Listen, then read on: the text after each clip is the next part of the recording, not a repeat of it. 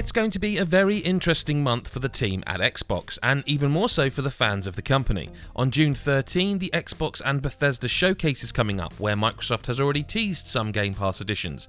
But to tide people over, there's been 4 more games announced, including Ubisoft's For Honor.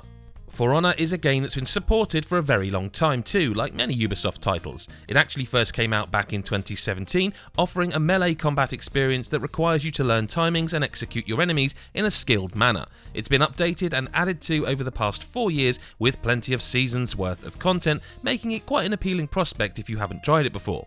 And this one comes to Game Pass for cloud and console right away. Also available right now is The Wild at Heart, a game we previously mentioned which has been compared to Pikmin in how it plays. It's a puzzler with a whimsical story and it looks fantastic to boot. It was previously in Game Pass for console and PC, and now they've added the cloud version as well. Next up is Backbone, and that's coming to Game Pass for console on June 8. Backbone is a gorgeous pixel art adventure game that has plenty of dialogue options and choices to make. It's also from the same publisher behind Call of the Sea, Atomic Crops, and the upcoming title The Last Night, and this is definitely a publisher who seems to pick games well, so maybe check this one out. Lastly, out of this run of games is Darkest Dungeon, which is hitting cloud, console and PC Game Pass on June 10.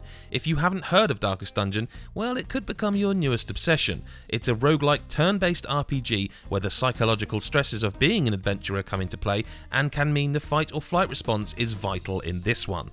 It's worth noting that 5 games are leaving Game Pass on June 15, including Nightcall, West of Dead, Ace Combat 7 Skies Unknown, Wizard of Legend and Observation, so if you want to play those you'd better hurry. For everything else Xbox and for what's new and what's next, head to nme.com.